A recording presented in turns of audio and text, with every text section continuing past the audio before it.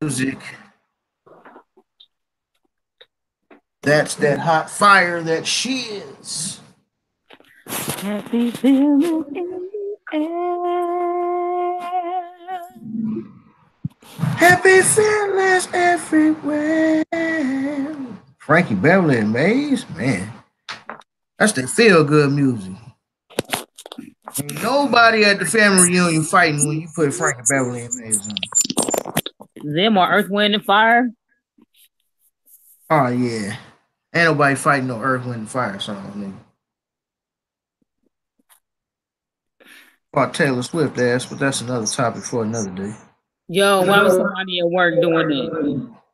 I laughed so hard. I was walking through the building and all you heard was somebody mentioned something about some music. And they was like, yeah, I got this dope song for you. When I tell you, it just seemed like everybody started laughing. Everybody started standing up and laughing at once. And this this guy was like, I got the perfect song for you. And I was thinking to myself, oh my gosh, I hope this dude don't start singing. And the next thing you know, all you hear is,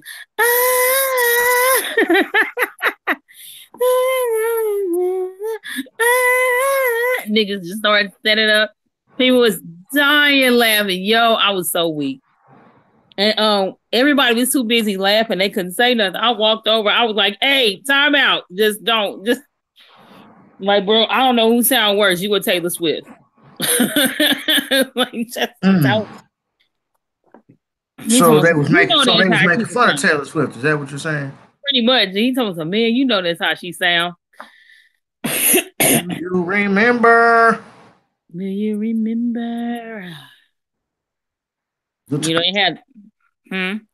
Do you remember the time when Taylor Swift fucked up Earth, Wind, and Fire song? She ain't gonna never be able to live that down. See, that's a Michael Jackson reference too. Do you remember the time when she messed up Mike Jackson's song? Fuck you, bitch. No, not Mike Jackson. Earth, Wind, and Fire. But you know, with R.I.P. to Sister Aretha. Yeah, man, that's terrible. What happened to Sister Aretha? I mean, I don't mean to sound like an asshole. I'm really not trying to come off like an asshole, but I kind of seen the deterioration for a few years now. And that's not anything disparaging against the sister, but you could kind of tell that her health was deteriorating. But she had that voice, though. That voice never went away. Like Mariah Carey. Be cracking and she had to lose weight to get her voice back to where it was. Because when she gained weight, it was rough. She lost some weight now, throw her voice back to where it needs to be. She is legit one of those people who have to be skinny to sing like that. Like people like I will say, or Jessica Simpson. I'm so glad she stuck to making shoes. White girl had a really good voice. Whether she was skinny or fat, that chick still sounded the same. Mariah Carey, on the other hand, it just sounded like the fat went to her throat and everything else messed up her. You'd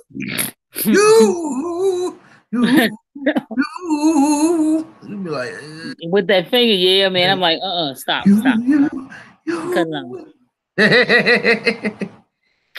Nigga, you like my shirt, homie? I saw it. That's the shirt you was telling me about a little while ago, I thought. Yeah, I ain't even so much of a Goku fan, but I've always been a fan of the Dragon Ball series overall. When I seen this, I was like, dope. So I got two in each, two in black, two in white. They actually sent me 2 extra shirts. I don't know why, but that's cool. They like, oh, where you get them shirts from? Well, I got this off the Facebook stuff. Maybe it was like a buy one, get one. Nah, I ordered 2. They accidentally sent me 2 more, but that's cool. I'll take them. You know, you can find some nice stuff through ads on Facebook. I'm not gonna lie. Okay. Right. Your boo thing messaging you through Facebook Messenger. She sent me a gift. Are we live? We are live. Yes, we are. Okay, so which episode is this? Because we just all out of order today. Is we? Why is it not saying? Typically, it would say that we're live up in the top left-hand corner, and I don't see that. It does for me, sister. It don't for me. Righteous. Yeah, man. We can do whatever we want to do. We don't have to have a format. Hell, we was just having general conversation anyways, homie. But yeah, I know somebody was sending out gifts about Aretha Franklin, and they was talking about telling someone, y'all know the Queen of Soul died. And y'all better not be out here doing these remakes, Taylor. They called up first. Don't sing nothing else. Right. There's a difference between singing and singing. If you can't sing, if you ain't never sung no song and then you can't sing. Jesus Lord. They was clowning, boy. I was dying laughing on that video. They called Taylor Swift out first. Taylor Swift, don't do it. Hey, like Sheriff Buford T. Justice from Stand It, you can think about it, but don't do it. Man. And on that note, this is the 35th episode of the Socially Conscious St. Louis podcast. I'm David, the king of this here thing. This is my domain. This is my kingdom. But a kingdom is only as good as its subjects. Nigga. Nigga, don't eat. No. Stop the introduction right there. What you do have me is fucked up. That's what you do have me. The court jester side, no, I'm playing. Yeah, you're right. You're right. If I was the king, Rebecca would be my most trusted advisor. He was just texting his queen, his boo thing. That's why he taking breaks in between the video and shit. Yeah, that's my little boo thing. I ain't gonna lie, but we got a ways to get in the stages of what it is that we're talking about. So, it's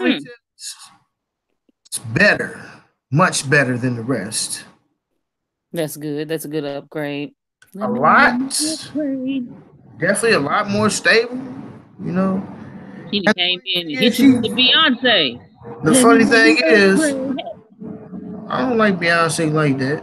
I know you don't like Beyonce like that. She came up and upgraded you, nigga. I don't know about all that, but I mean, behavior. She is an upgrade from the other ones. I'm just saying. Yeah. Well, I mean, just behavior wise. Just that little situation that we had. Like, okay, everybody knows. Asshole have been that way since the beginning of my inception, so that's okay. I'm not an asshole all the time, but I do have quite a few asshole moments. Now, he says a few. I'm Aquarius. She's Gemini. Gemini, Aquarius, Gemini, Outcast, Big Boy Andre. It's a good combination. Mm-hmm. But if anything, there's gonna be some bumps in the road. Like, she like, well, I don't like you being an asshole. I was like, okay, what do you mean? Well, I don't like you being a smart ass. Well, I'm cognizant of your feelings. But the thing about it is, you gotta learn how to use your words. You gotta learn how to communicate, and communication is key, especially in business. And I got another story to tell. But before we sidetrack off into that, so it's just like she says, I don't like smart asses. Okay. Feelings recognized. So I told her flat out, hey, I am cognizant of your feelings. I'll tone it down. She's like, well, you're going to tone it down a lot. And I'm like, well, pardon me, as much as my Black consciousness.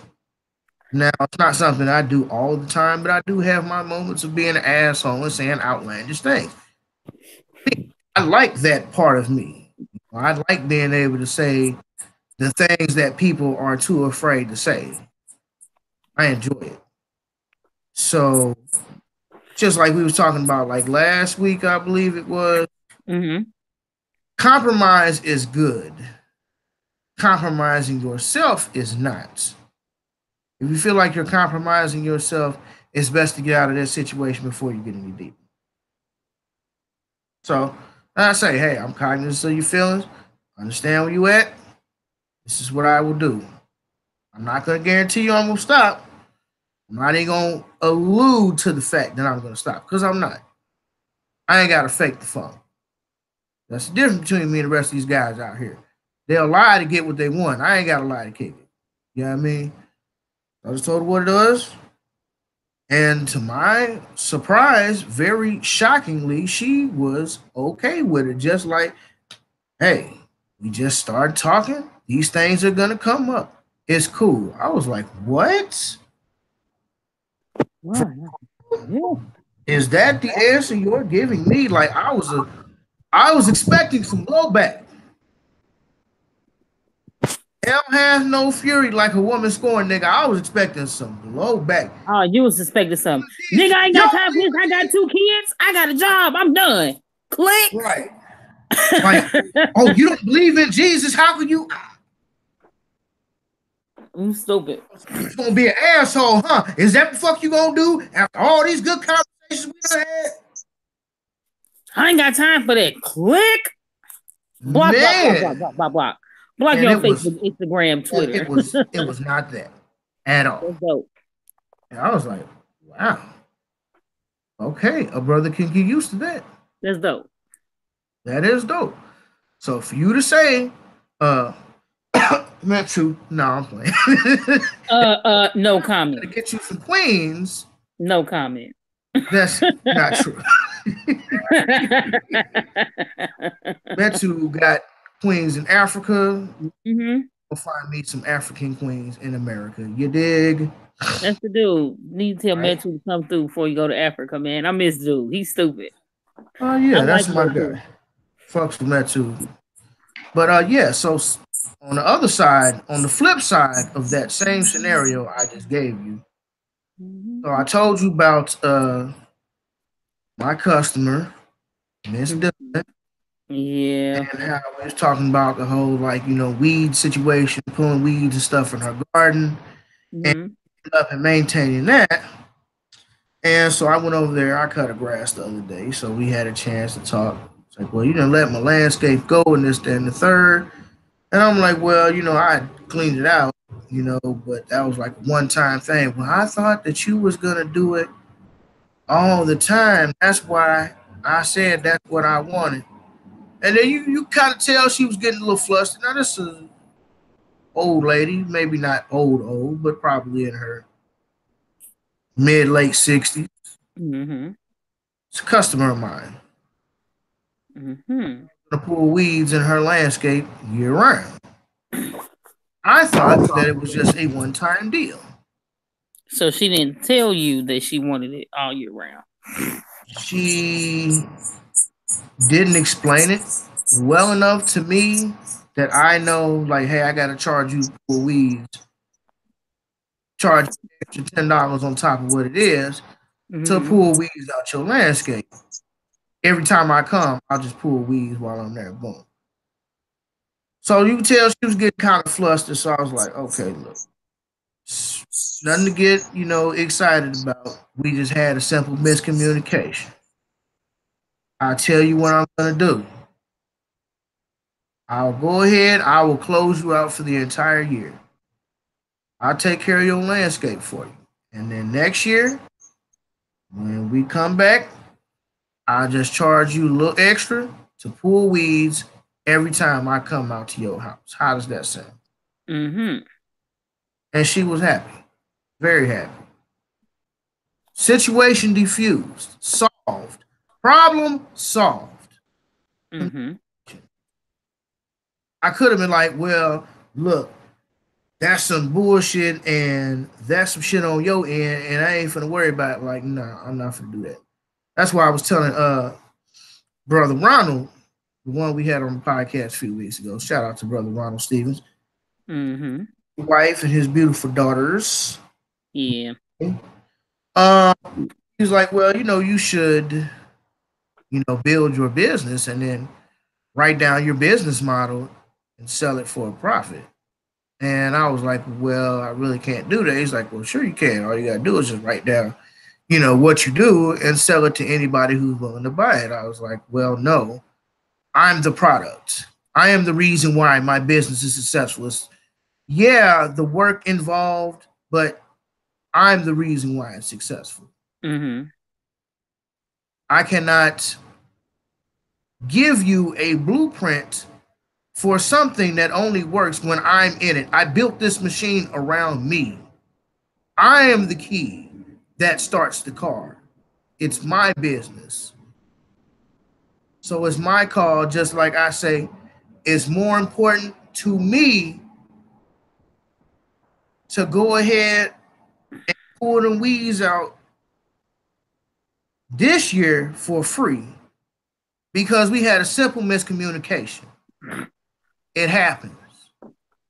But now that's a long-term customer right there. Mm-hmm. They're a long-term customer. Mm-hmm. So not only do I cut your grass on time, I sold you up for the rest of the year. So that means you ain't gonna have no more problems out of your landscape. It will not be overgrown because I'm gonna take care of it. And then next year, that's gonna be $40 to literally go 3 blocks down the street. That's gonna be an extra 30. Excuse me, that's gonna be $40 to go into my business.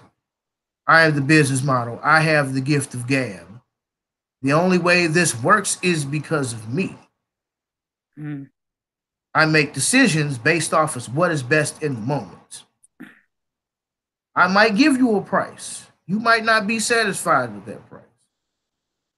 I'll be like, okay, what are you looking at?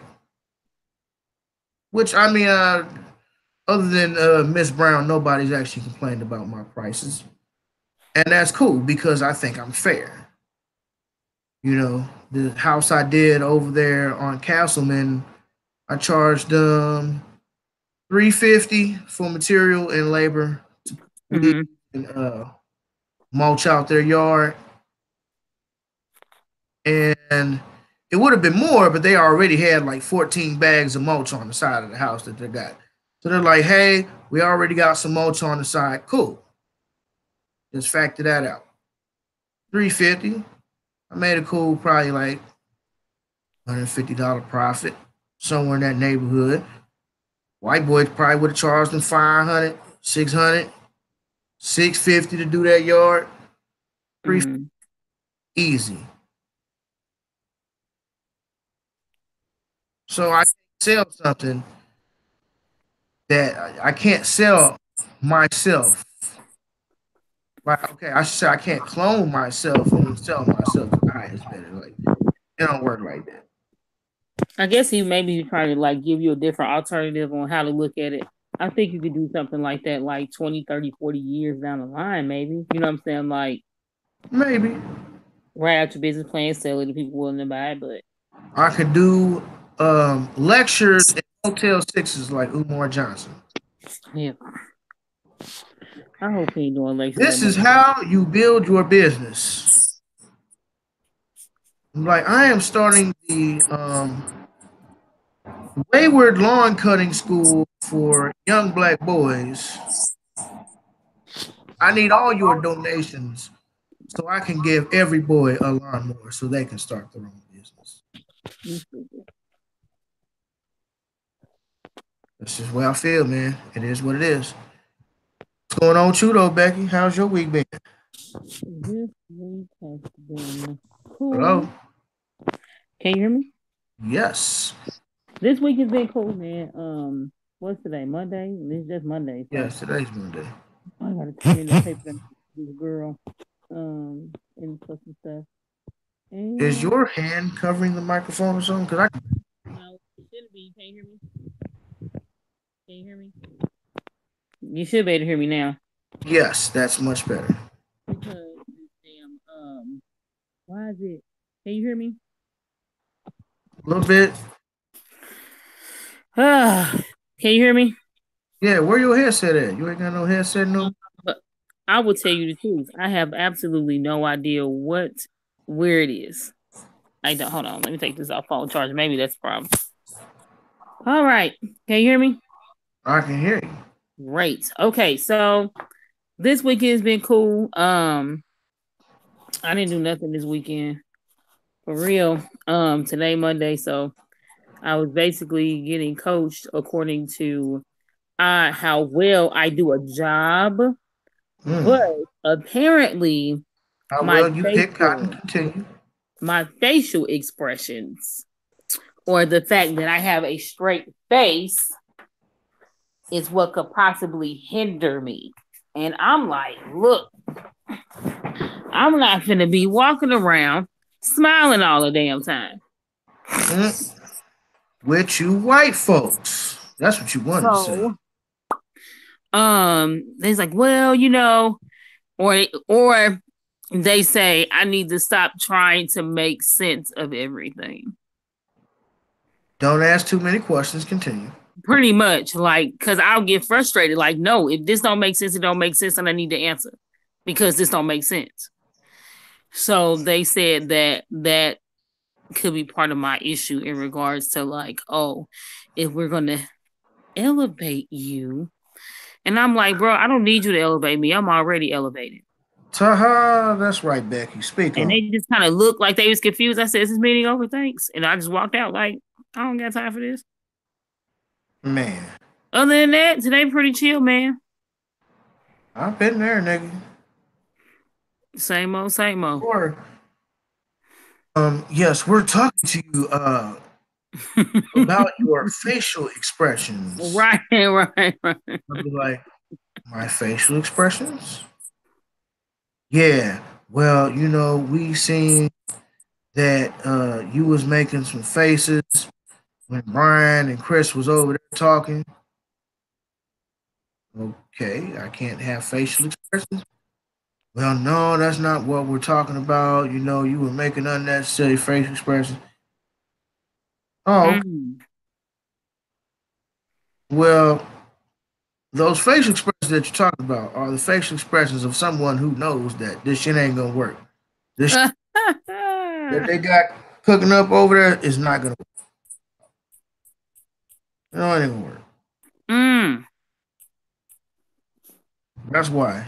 Because, like, you'll overhear a conversation, and there's two white boys talking to each other. Just over there here hustling.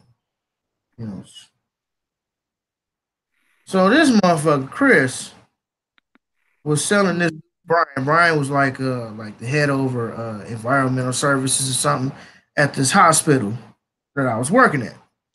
Chris was the brother of the brother of the owner of the company who was contracted to do some cleaning at said hospital. So Chris was selling Brian a whole like bag of bullshit. One time, like, okay, I got floor experience, right? So I'm a floor tech. Been doing it for years, give or take. So, dude has this it's like this all-purpose powder. It's called Simax. Supposed to be good for everything. You could probably put it in your engine oil. It's gonna help your engine. Dude swears by it. He lives by it. He's telling Brian like, oh yeah, that stuff is so strong. Yeah, it'll strip a floor. I'm like, yeah, okay, that's gonna work. Now, he wasn't talking to me. Technically it was none of my business, but kind of like, well, while you white boys is over here in this hospital room playing, you kind of in our way. So you can basically go and waste all that manpower doing some shit that I know is not gonna work. And this ain't the first time I ain't ever told people. Well, this particular time I didn't say nothing. With spread scripts, I told old Gail, I'm like, that shit ain't work. Because she was like, well, how can we get this big gash out of the floor? You can't? Well, how can we? I was like, that's an indentation in the floor. That's not coming out. Oh, okay. Well, how can we make it look better? You're going to have to scrub it and wax it, or strip it and wax it. Most likely It's gonna have to be stripped and waxed. You're gonna have to take it all the way to the bare floor and build it back up. Can you try buffing it? Yeah, I can buff it, but it ain't gonna work. Okay, well, just try buffing it.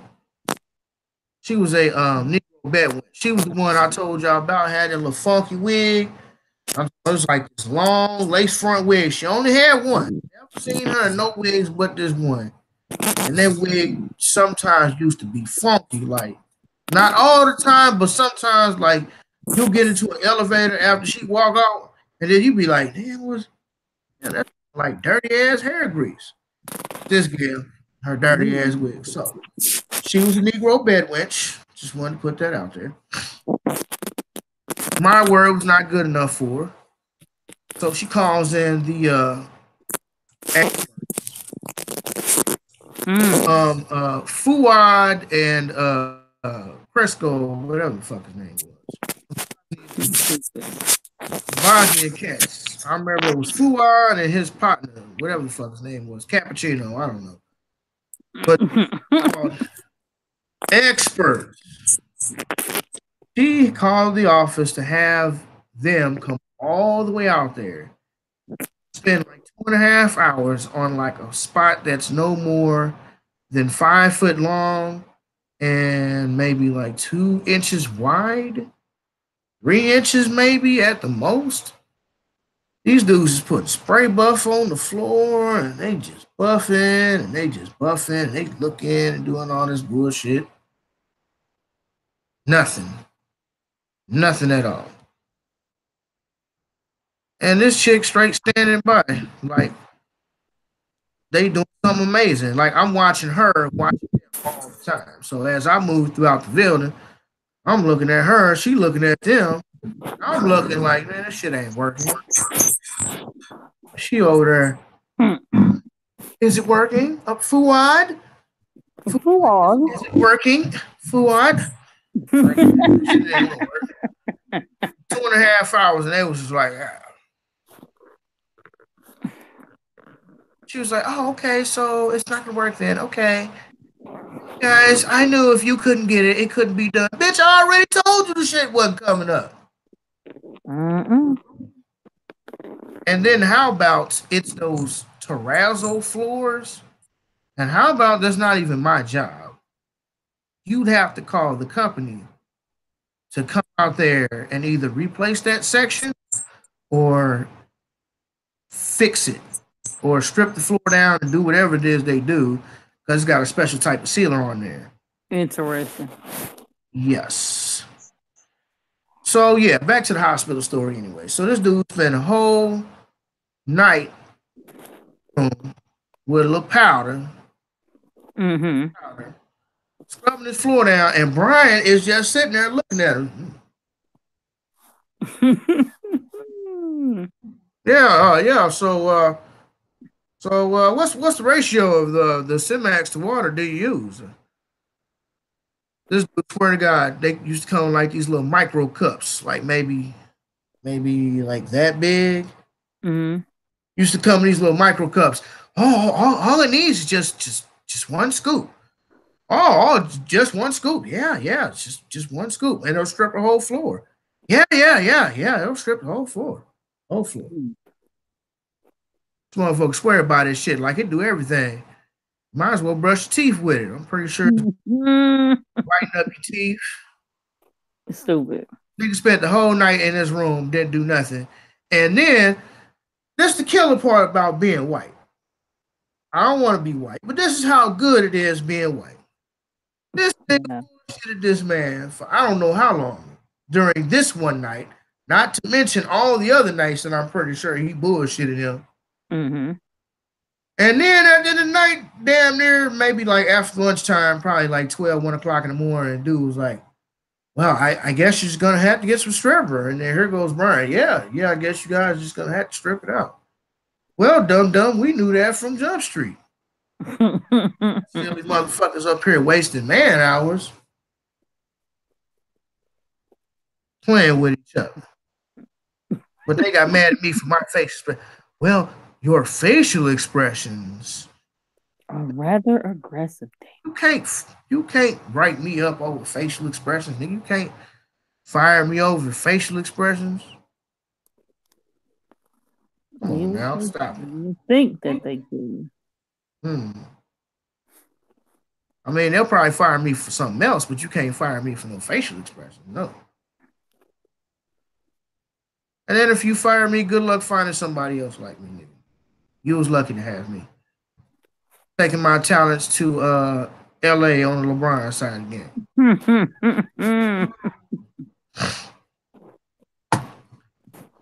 I've had a semi-busy week, my nigga. Gonna lie. So with my new schedule being the way it is, I don't have the 3 days off that I had before when I was working for Metro. Which is the only thing that kind of sucks about the job, but everything else is much better. Because it was just easier to run the business when I was off. When was I off? Sunday, Monday, and Friday. Friday, Sunday, Monday, I was off.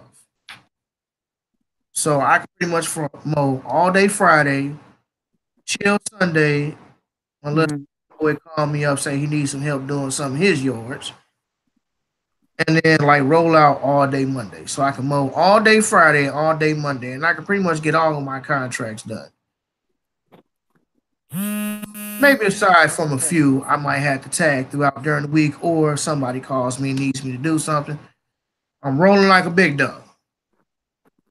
So it's a little bit more kind of stressful with the schedule that I got. I guess I got to get used to it because now I can only do like 2-3 yards this day, or maybe like a yard or two this day, or depending.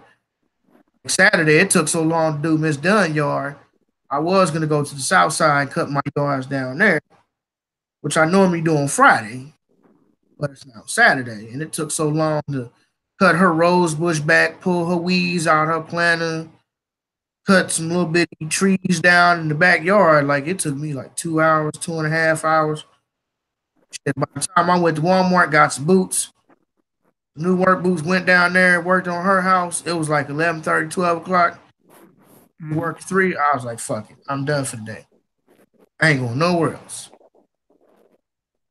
If I go to the south side, it's going to be a whole 20 minutes getting down there. Plus the yards I got to do. And my thing is, like, if I go to the south, I want to get all my shit done on the south that day. I hit all my little south side yards. North side, I stay on the north side. I can hit them anytime. South, I like to do that all at once. So between that and just talking about new little boo thing, things have been working out pretty good, nigga. That's what's up, nigga. Yeah, nigga. So I have a question for you, Rebecca. Is it expertise? As the resident wedding planner on the Socially Conscious St. Louis podcast. Resident. Yes, residents. In the age of information, Rebecca, would it benefit to-be brides to make their own bridal arrangements? Now, that could be cake, that could be dresses, that could be boutonnieres and bouquets, that could be decorating your own wedding. Because, like in this age, this day and age, Rebecca, people don't have the money to spend on weddings, even though it shouldn't be about the money, but it's a special day. You want to do. True. So do you think it would benefit to-be brides if they don't have any to put anything together? Would it behoove them to maybe go on YouTube University and learn how to make some bouquets to save themselves some money? Now, Rebecca, I have to ask, how much does a tip, let's just say your mid-level bouquet, how much would a mid-level bouquet cost just for the bride? It depends. So, I'm having issues. Hold on, let me fix this. Or let's just say the whole bridal party. Because if you make, and this is because I know you make stuff, and then this girl that I used to work with, her name, she's getting married, Shouts out to Nikki and Chauncey. You can find love after you turn 35. So don't let people tell you can't find love after 35. She made her own bridal bouquets. Mm-hmm. She did a good job. And I was like, wow, that's she did dope. Great. And she said that she never done that before. She just looked at some videos online, and then she put her entitled bridal bouquets, and was like, wow, I didn't know I could do this.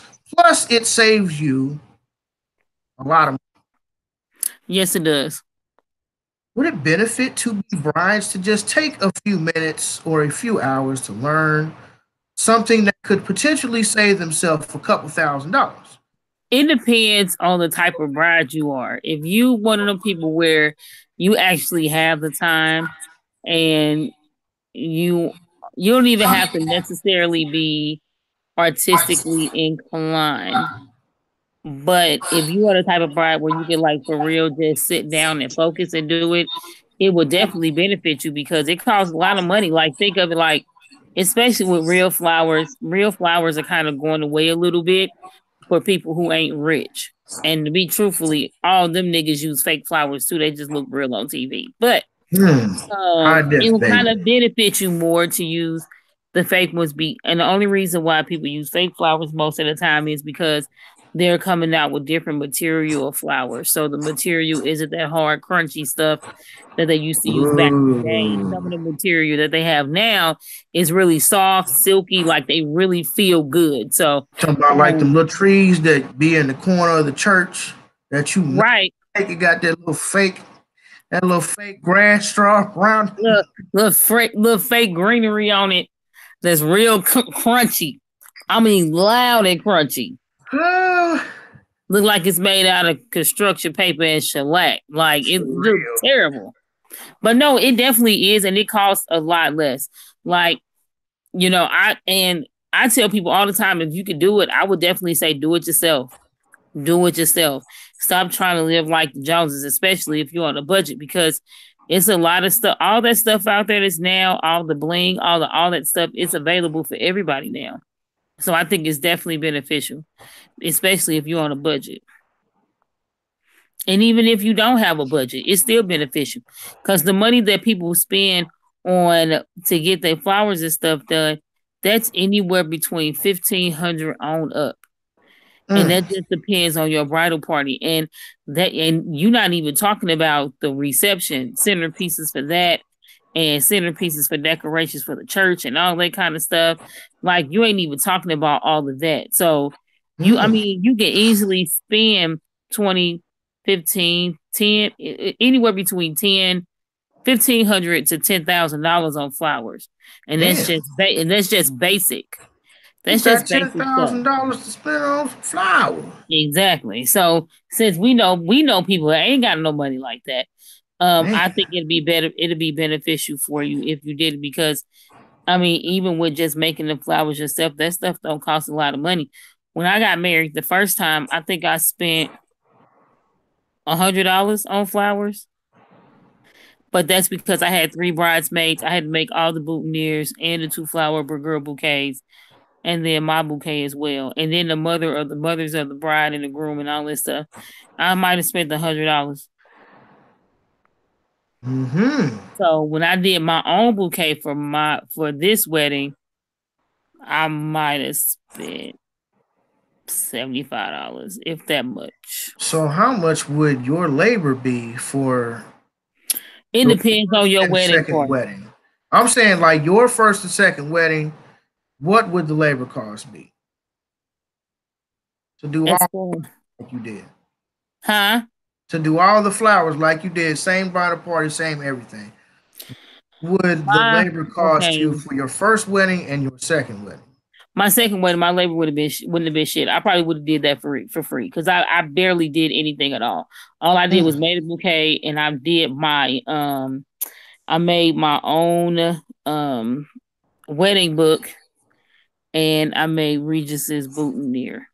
I would have did that shit for free because it took me no time. It took me like 45 minutes to an hour to get it done. But for the first wedding, Labor gonna run you $300, and that's just labor because it took me a small wedding party. The labor itself is gonna run you $300, and that's because it took me not just hours. It took me a long time to get shit done. I had to make 3 bouquets. No, I had made 1, 2, 3, 4, 5, 6 bouquets. And no, I lied. I made 7 bouquets. 3, 6. I made 7 bouquets and I made 3 boutonnieres. Mm-hmm. Yeah, so yeah, it was a lot. And how long did it take you to make all of your items? For the first wedding, you said it took you about 45 minutes for your second. For the first wedding, it took my turnaround time was a month. But you were not as experienced as you are now. No, I ain't experienced as I am now. Then I probably wouldn't have charged that much. Now, yeah, we got a whole nother different situation going on.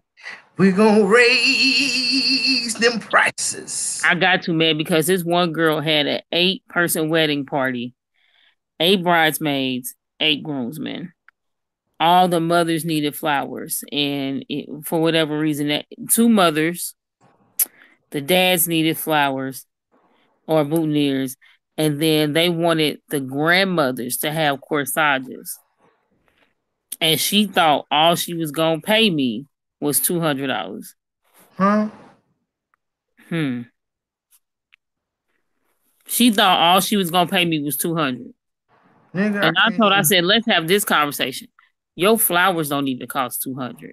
Your flowers are more than that, and you wanted stuff for the centerpieces. So I will say this: I think it is beneficial for people to do it themselves because it saves you a lot of money, especially when you know damn well you don't want to pay nobody. So, you know what? I kind of start to see more women doing this, which is why I brought up the subject, because I think it's very interesting. Because a school friend of mine, her name's Rosie McCullough, I believe now. But anyways, she's the owner of Creative Sweets. And she does like cakes and like different pies and stuff like that for people. Cakes and stuff. And she's pretty fucking fantastic, I must say. Pretty fucking fantastic. Well, she just got married to her husband, I want to say about 3 weeks ago. You know, of course, it's all over Facebook. Hey, congratulations to you and your husband. Salute. She made her wedding cake from scratch. 100% from scratch. And it wasn't no like bundt cake where you just put it in the pan and you cook it. Put like bundt cake. This was like an actual like wedding cake. No, that sister was tired. Well, I know she was tired. She was even on Facebook like, damn, I'm tired. But this cake looked good.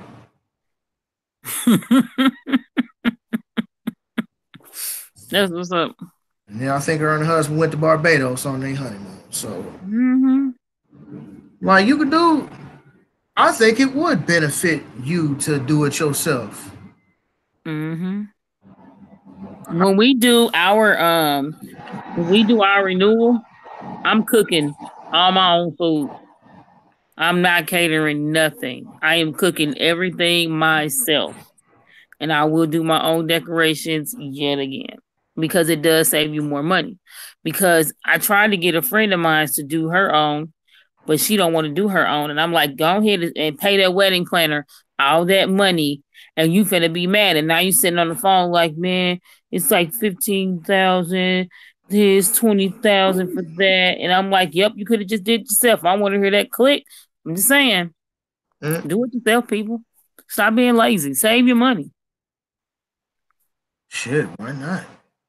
If I was in a position to be able to do something like that, I would. Anytime somebody come to me and ask me, "Hey, do you make clothes?" I wore a skirt today that I made, and somebody was like, "Do you make for other people?" I don't make clothes for other people. They asked me, somebody asked me, "Yeah, man, I heard you do flowers and woo this and that." I was like, "Well, yeah," and they'd be like, "How much you charge? What's your budget?" Yeah. What do you mean? No. What's your budget? What's your overall? What you trying to spend on the wedding? You come to me talking about, oh, I'm only trying to spend like 2,000-3,000. I'm like, is that for the entire wedding? Is that for like the food? Well, yeah, you can't afford me. I don't even waste my time. And I'm not being a jerk. And No, I that's will what tell it is. people, hey man, just do this. You can do it yourself. You gonna save money. Now I could be get the gap and like, oh well, give me your business. No, I ain't for that. Don't waste your time, bro. Nah, because if you ain't willing to spend no money, and it's not like that's a budget per se. Majority of the time, that's just all they want to spend. Mm-hmm. Niggas always be having money. Yeah, they just ain't trying to spend outside that. Ooh, prime example. Mm-hmm. Mrs. Smith. Mm. Now, I did a job for Mrs. Smith, did a clean up her leaves, cut her grass. Mm-hmm. That and the third. So she got upset at me because I was going through her front yard, and her front yard is just a few strands of grass, weeds, some like pine cones and stuff, and like what? Pine needles. Mm-hmm. That's literally like her entire front yard. There's nothing to it. But I was like, okay, well, I'm just gonna take the weed whacker, I'm gonna knock it down, I'm gonna make it look nice and even because outside of that, it's just basically dirt and weeds. She got mad at me, but we were growing grass in here and it just won't grow because this tree. A sob story. And I know she got money because the son-in-law told me she got money, plenty of money. But yeah, this tree and it's here, and the grass won't really grow until this tree is gone.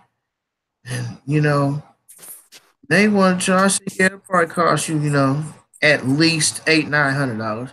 Oh, it'll cost way more than $800 or $900. It'll cost about $2,000 cut down that tree. And but I'm just trying to find somebody to cut it at my price.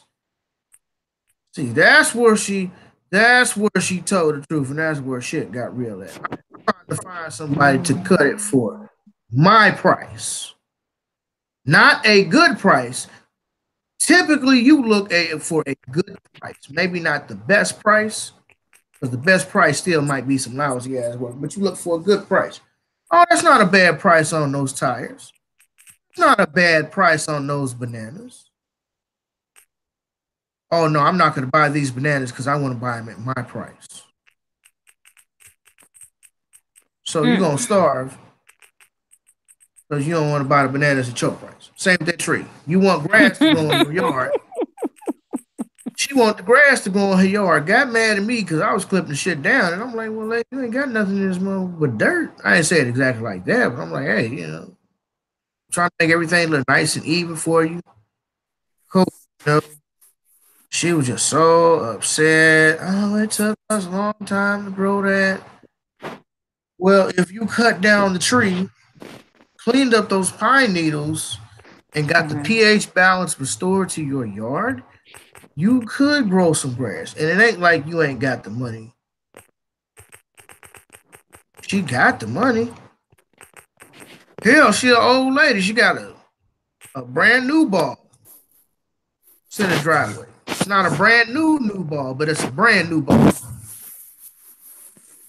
So it's a new ball, probably like a 16, 15. Mm-hmm. Probably ain't got no miles on it. Probably got less than 10,000 miles. If less than 3,000 or 4,000 miles. Just sits there. Brand can't drive, but you got a brand new car sitting driving. Oh, right. It's not like she needs one because everybody in her whole family got 2 and 3 cars apiece. Mm. But that's neither here nor there. You don't want you're not gonna get no grant because of that tree, but you want the tree cut down at your price. So I completely understand what you're saying, Rebecca. Like I'm willing to wheel and deal, wobble, bobble, razzle, dazzle. I'm willing to work with you on my prices. I'm not stingy about my prices. You know, Mm-hmm. if I come down 15, $20, you happy and I still make a decent profit, I'm happy too. But like I say, nobody ever really challenges me on my price. I'll be like, hey, this is what it is. They'll be like, okay, here you go. They be like, man, you charge a lot. And I'm like, do you not think that you ain't gonna pay labor? Man, you know how much this costs? That's what I was telling the homeboy of mine. He wanted like this tree cut back from the house, this big ass tree in the backyard cut back from his house. Mm-hmm. Then like one of the weeds off of the fence, I was gonna charge him like $250 to get the weeds off the fence. He's like, man, that's kind of high. Mm. Honestly, I really just want my tree done. And I was like, well, Mm. bro, this shit's not cheap, man. My labor's not cheap. And labor's not cheap, period. The material is not cheap, the labor's not cheap. But if you do it right, it'll last you a while. Do a little maintenance, do a little upkeep with it. Boom, boom, bam. Mm-hmm. But you got those some. See, everybody asks me how much I charge. How much do I charge? $25 minimum on the front and back. That's cut and trim. $25 minimum. Mm-hmm. I say, I come to your house because I tell customers, I tell all my customers, I don't bid on your house until I look at it in person. You Mm. can send me some pictures and I can give you an approximation of how much I would charge you to do whatever service. But until I actually come out and look at your property, you don't get no price. So when people ask me how much do I charge, I say I charge $25 minimum. But most of my yards are between 25 and like $40, you know. So then they're like, oh, okay, that's not really that bad. Mm. Mm. But yeah, I know how it is dealing with people. Stubborn, stingy. Oh, Rebecca, could you do a wedding party for 15 for $3,000? You'd be like, nigga, is you crazy? 15 motherfucking people? Is you crazy, nigga? Well, we didn't think it cost that much. Oh, okay. No, I'm not interested. Thanks, but no thanks. Mm-hmm. Yes, so Missouri just passed a new law Mm. saying, STL, anyways, not Missouri, but St. Louis law requires everybody to turn in their temp tags when getting a license plate. The new law states you got to turn in your temp tags when you are to get your license plates. So these temp tags do not get like fixed and reworked and put on somebody else's car illegally. Speak on it, Becky. I wonder why. When is that law start? I ain't heard nothing about it. Not too long ago. It just passed, I think, a couple of weeks ago. I don't have the article, Mm. but I was like, it's on my Facebook page. But yeah, they always pass some sort of law. I didn't know that. I live on the Kansas side, so I really hadn't heard nothing about the Missouri laws and stuff. So they have to now. Why? I wonder why they turning in the tip tags. They expired anyway. Because people like get them, they'll doctor them, or they'll figure out how to do them and get the same kind of paper and make illegal temp tags. Wow. You know what? But that is kind of smart though. Is it? I mean, it is if you want to stop getting people. You know what I mean? Hmm. Well, Becky, Let me tell you this, and then you can respond. Law states that you're supposed to turn in your temp tags, but it's not mandatory. They can't enforce it.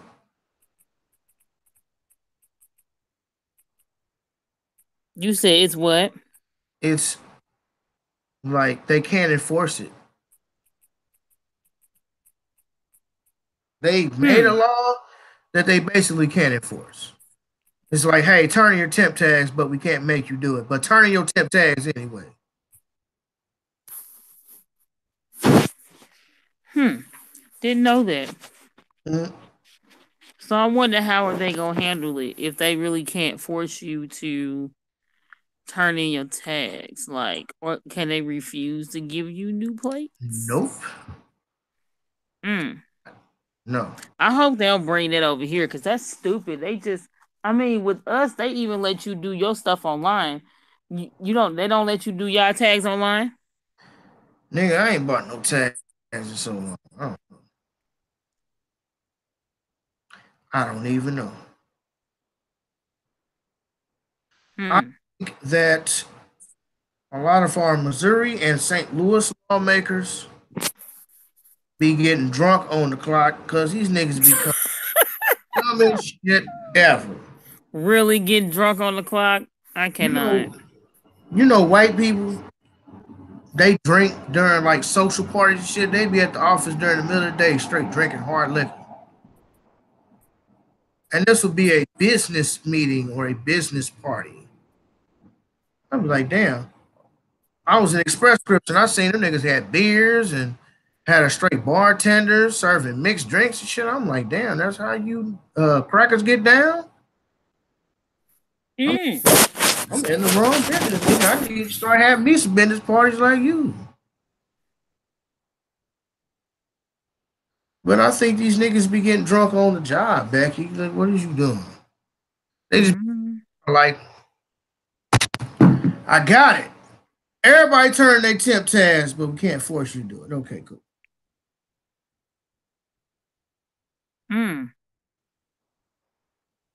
You gotta love freaking St. Louis, man. St. Louis is ass backwards. I love my town. I love my city. It's straight ass backwards. No lie. So Leslie McSpadden, Michael Brown, announces Ferguson City Council. Rebecca, you were a resident of the Canfield Green Apartments. You were there during the Mike Brown riots, correct? Yeah, I was there. So what do you think about Michael Brown's mother running for Ferguson City Council? Now, it's been 4 years since Michael Brown was killed by officer, race soldier, overseer, Aaron Wilson, who was in hiding somewhere. What do you think about her running for city council?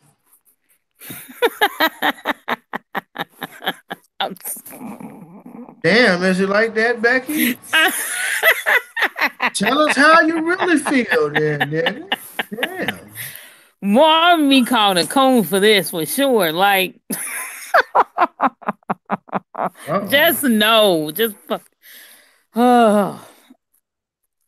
You know, I had an argument with somebody about this. What happened, Becky? Tell us the truth.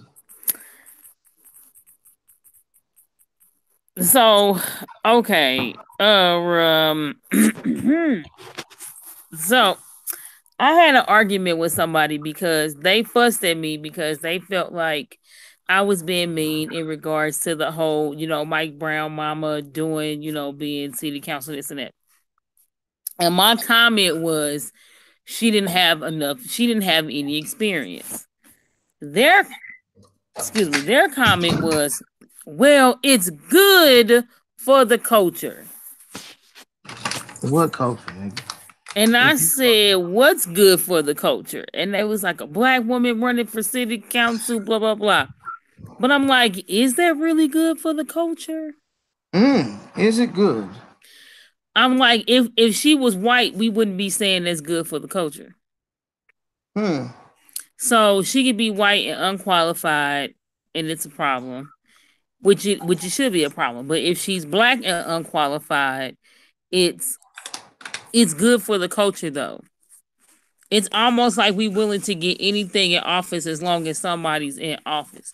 She can't even articulate a sentence properly. You know what I mean? Like, she can't even articulate. Like, in my opinion, she can't. I've never met Miss McSpadden, but you know her very well, do you not, Rebecca? You were neighbors with Mike Brown? Yep.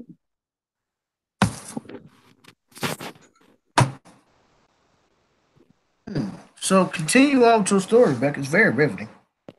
I'm just saying, like, if they say so.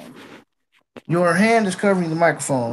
I'm like, I'm just saying, if they say so. Like, I just don't think it's a good idea. And why I just don't think it's a good idea. It's a smart idea. Like, I know what type of son you raise, and I ain't trying to talk crap about the boy. I'm just saying I know what it is, and I'll say this: I'm not saying that nobody's son should be killed in the street. Of course That's not what I'm saying. And I feel like Darren Wilson should have come up on charges in regards to the situation. But what I am saying is, I know what type of son you raised, and I know what type of people y'all were. So no, I don't think it's a good idea. And do I think she gonna win? No. I don't know at this point if they paying her to run just so they can take some heat off the city of Ferguson and the white racist, the racist situations that happen in Ferguson. And she knows she gonna lose or she may even win. You know what I mean? Like, oh, you just gonna be the face of city council, but you ain't gonna do no work. I don't know what they doing. I'm just saying she's Mike Brown's a terrible idea. And because she's black and Michael Brown was black, we have an obligation to vote her in the city council because she's black. Yep. I just think it's a terrible idea. To be honest with you, I think it's a horrible idea. Yeah, man. That's how I feel about that. It's a mistake. She either ain't gonna win or she gonna win and ain't nobody doing the work. You know what I mean? Like, I don't know. I just think it's an awful idea. All right. Very good. Thank you for your expert opinion, Rebecca, as having a first-hand account. Now, I didn't know anything about Mike Brown. I am not from Ferguson, nor have I ever lived in Ferguson. I didn't go nowhere near Ferguson. Well, no, not exactly. I actually worked in Ferguson, but not on the West Florida side, on the Chamber side of Ferguson. But I didn't have nothing to do with the riots. I'm not getting caught up in that bullshit. So I heard Michael Brown got killed. Thought that was really sad. And it is. My condolences go out to the family. You know what I mean? And then I was at a what do you call it? It's like a thank you barbecue for all the people who rent from this lady and her husband's company. They do like a big barbecue benefit every year. People are invited.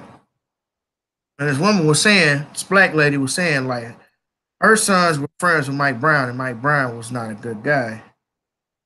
I didn't know that. Didn't know nothing about Mike Brown. So it kind of shocked me. I was like, okay. I was like, but did he deserve to die? And she was like, you don't understand. Michael Brown wasn't really a good person. Like, I understand he wasn't a good person, but did he deserve to die? Well, no, he didn't deserve to die. Okay. And there you have it.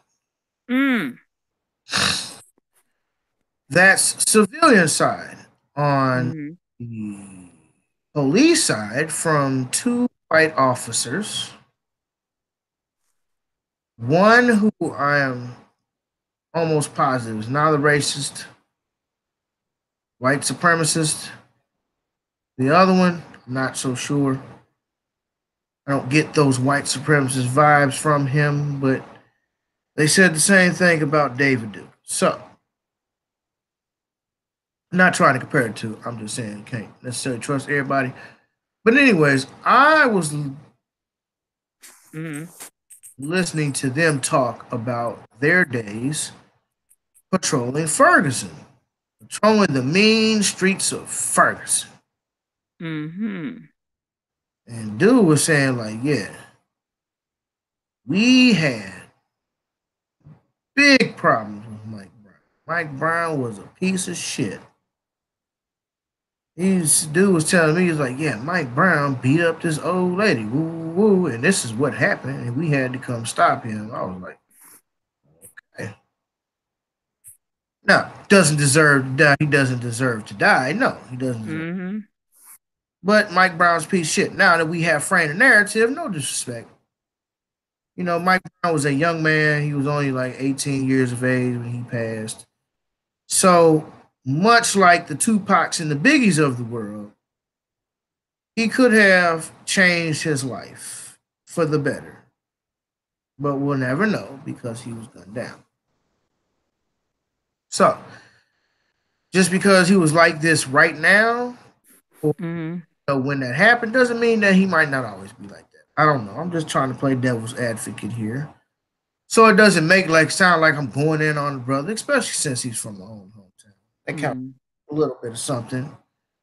So if you factor in how Michael Brown Jr.'s attitude was towards life and towards other people, the first question you have to ask is who raised you? Who raised you? Parents, Michael Brown Sr. and Leslie McSpadden. Both of your parents failed you very miserably. Very miserably. I would argue that if Mike Brown was not such a piece of shit, he would still be living today. I don't know.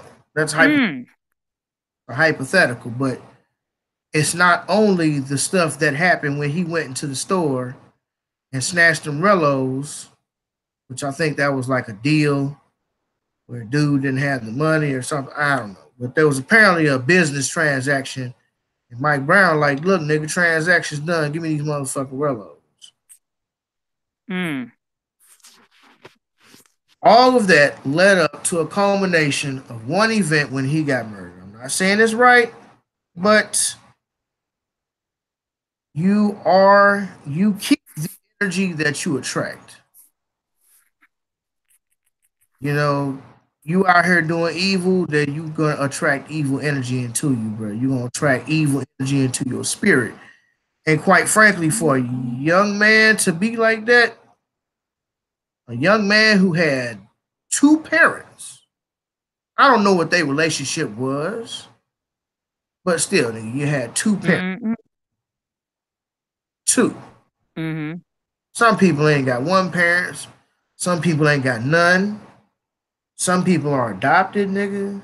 Some people were raised by their grandma, their auntie. But you got two parents, my nigga, and both your parents failed you miserably. Do I think Leslie McSpadden should run for Ferguson City Council? No, I don't. Now, I will give her the benefit of a doubt because 4 years is a long time. And she could have changed who she was in the course of the 4 years after seeing her son's death. It's entirely possible. So, I mean, I will give her the benefit of the doubt, but again, you know, we're going to have to see what happens when the rubber meets the road. If she does, say, let's just say, supposedly she does make Ferguson City Council. Congratulations, my nigga. Now, what are you going to do for black folk? There's still quite a few white people who live in Ferguson. Still quite a few white people who live in Ferguson. But that's the other side of Ferguson. See, y'all think Ferguson is just that little strip down West Florissant. No. Ferguson's larger than that. But that's just a little piece of strip that they choose to focus on. Like that speaks for the entire city of Ferguson and or St. Louis. Oh my God, Ferguson, St. Louis is burning, and everybody was writing me like, damn, this must be a war zone down there. I'm like, no. It's one small section, like, a mile long. Well, I guess if you count from Lucas and Hunt down to West Florissant at 270, it'd be more than a mile, but say 3 miles. 3 miles down the street. So it's a 3-mile stretch. It's not that big. But back to old Gail. I hope that she changes. Now, I heard that there was some hush money involved. I can neither confirm nor deny. There was some hush money involved in her son's death. So I just think that we should not jump for joy just because a black person or a black person whose child got killed by a race soldier, believe that automatically qualified to be on the city council. Like, what experience do you have? Were you perhaps? Were you were you some sort of like community organizer? Do you have any communal like leadership experience? These are the things I would want to know if I was a resident of Ferguson. See, black people should vote locally. See, these are the times when we need to get out and vote. But we need to know what we're voting for or who we're voting for. You got to get out. Okay, this person, these are their views. I'm going to vote for you. There you go. Not, hey, I'm going to vote for old Gail because she Mike Brown mother and that make her qualified. See what happened to Stephante Clark. He got that money from his brother's death, and this nigga was out there cooning and buying jewelry and stuff, acting stupid. Now look at him. I think they locked him up or something. Not sure. But you don't hear about him now. That's the point. That's the point I'm trying to make. You don't hear about Stephante Clark. After he set himself up for failure, I'm gonna tell you, as soon as you take that dollar, you done. You set up for failure. Now, in his case, his whole family, I'm pretty sure, was like that. But that's neither here nor there.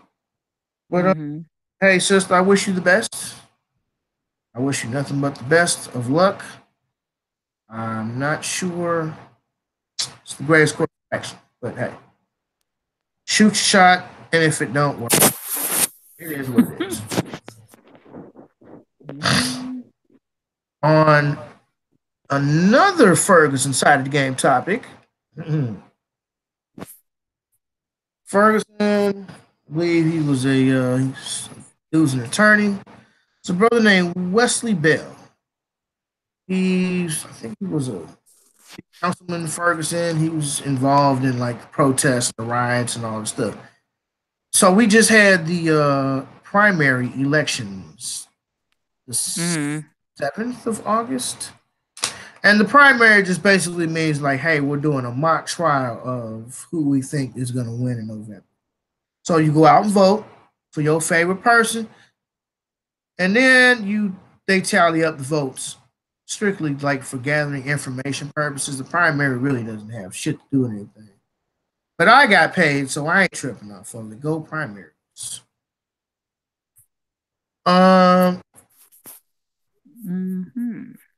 He is aiming for District Attorney Bob McCullough's job.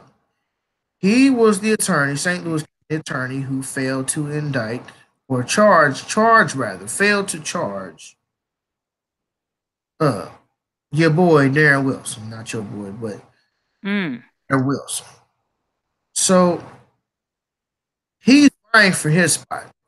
Again, he's a black dude. If he get that spot, are you going to immediately open the case of Darren Wilson and Mike Brown? If he gets there. But this is not about that. Why is it that people are celebrating, and I even caught the St. Louis American doing this, and maybe because they're a newspaper, you got to sell headlines. But people was making it seem like dude actually won the position. Oh, did y'all hear? Black dude gonna be taking over. Whoa, whoa. Yeah, I hope he prosecute Darren Wilson. I'm like, bro, this shit don't work like that. The real election's not until November. So my question to Rebecca is, why is we partying and acting like this man has won something when he hasn't, A, and B, even if he had won it already, who's to say that he's going to be on our side? I have questions, Rebecca. Do you have some answers? No. Wait. Right. No comment. Yo. That water looks cold, bro. I swear we so ignorant when it comes to the voting process. And I don't even know everything about the voting process. Hell, I can't even remember all the checks and balances in the US government, okay? And frankly, I don't care. But we acting like this is it. Oh, he taking over Bob's job. He is set to win in November by a landslide. Nigga, please. Watch him. Watch he don't win. Watch. Watch come November, he don't win. Y'all be like, damn, I thought he was gonna win. He was up ahead before time. Please. They don't want that white boy to leave office. So if they demon dude's not gonna win. Why are we so excited about it? We'd be excited about the wrong thing. Like I was talking to this older lady at the election that I was working with. She was like, I would have rather seen Hillary in the White House than Trump. Oh, Hillary? Yeah, I like Hillary more. At least Hillary's more honest. I'm like, no, she's not. I'm like, Hillary and Trump are the same. Opposite sides of the same coin, as a matter of fact. Like, this country would not have been better off under Hillary Clinton. Yeah, I had this conversation with someone that worked. She was commenting about something else, but somehow she got to talking about like the world we're in and voting and on the treasure troll side of the game. Shut up, nigga. Literally. On the Cabbage Patch Head side of the game. It sure ain't finna be like this for long, bro. Right. But Becky got that samurai. Shut up, nigga. She was talking about the world we live in, and she was talking about how everything is going to hell in a handbasket, in her opinion. And she was saying how Hillary would have been better out winning. And I said, what would have made her different than Trump? Nothing. Not at all. Nothing. She don't care nothing about this country, just like Trump don't. Not unless it pertains to them getting money. You're treating me like a black person. Yeah, did you see that? I'm looking at it right now. I had to find it so I could tag you in it so you could see what I was talking about. You see what they're doing to me? You're treating me like a fucking black person. Oh my God, I can't believe it. Oh my God. Hey. He was dead serious. Oh, get on the side. I'm not listening. I'm supposed to be in rough with me. You treat me like a black person. You friend. Yo, I'm so mad that nobody started laughing. That's what I'm disappointed about. One nigga say, "You treat me like a black person." That sound like Tyrese. What more do you want from me? That's what that nigga sound like. You're treating me like a black person. He was dead serious about that. Yeah, he was. Yo, when I tell you, I laughed. Bruh, I was like, for real, guy? No, I had to tag you in it, dude, so you can see what I was talking about. Wow. Yeah. Nigga, you racist to the core. You at the racist to the core that you think that the damn police is being damn near racist to you. I should get treated like a nigga. I shouldn't be the one to get slammed on the ground. I'm white. These things aren't supposed to happen. No, they ain't. Not to him, I guess. I mean, we ain't seen white boys with guns be pointing at the police. They're yelling at the ass for like 3 hours. Put the gun down. Put the gun down. We've been here for 48 hours, please. Right. Just put the gun down, sir. Look at niggas, 48 seconds. Damn. Goodbye. Okay. Like a black person. Nigga, that's nothing. Nigga, you're not even getting treated like a black person. That's the bad part. That is the bad part. Why don't you go out in the field, pick cotton, no shoes on, tattered clothes, and whips to your ass. I didn't want to see white people go through slavery just one time. I didn't want to see them actually be able to walk in the footsteps of the slave. Really? I ain't the only one that's had that idea, as a matter of fact, Rebecca. Who did? Eddie Murphy. I thought you was going to say he had a skit. Eddie Murphy had a skit back in the day on SNL called Cottonland. Now, you can't find this pretty much anywhere. It's been scrubbed from the internet. That and Kill All the White People. That up too. As a matter of fact, when he did the skit as the dude in a reggae band, and he said, "Why don't we kill the white people? We're gonna make them hurt." They cut that shit out from the DVD. Because my pops used to have the best of Eddie Murphy Saturday Night Live on VHS back in the day. VHS is old. That wasn't in that politically correct era that we're in right now. Because Eddie Murphy had quite a few controversial skits, like the one where he dressed up as a white dude and walked around New York for a day just to see what it'd be like.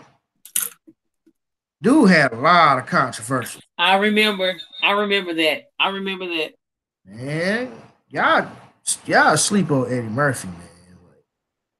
Dude was a genius. So he had this skit called Cottonland, and basically Cottonland was basically like Dollywood for white people. Even though Dollywood probably is for white people, but Cottonland is a realistic plantation type theme park in which you get to pick cotton, sing hymns, get beat, and all of those other stuff. And then dude had this like white lady like, "Come on, welcome, come on down to Cottonland." And then white people get to experience slavery firsthand. They kind of did that on the Bulldog season 4 that nobody watched but me. They did a rendition of that where Uncle Ruckus was tricking the Freemans and Tom and all them to come to this plantation so they can see what slavery is like. Yeah, I remember that. Yeah. Gay is gay. Nigga said, attention. Gay is gay.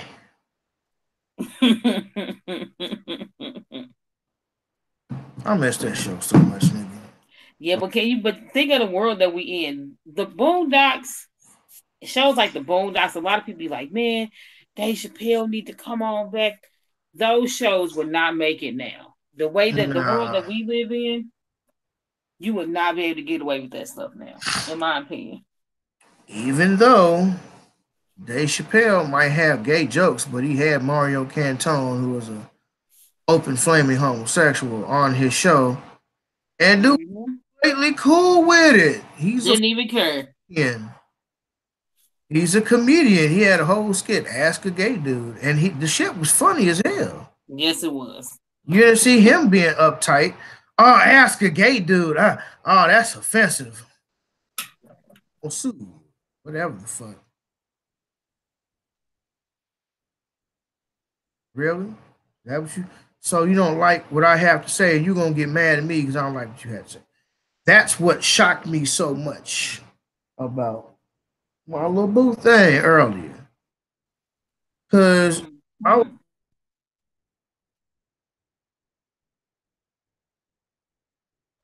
Sir, are you still available?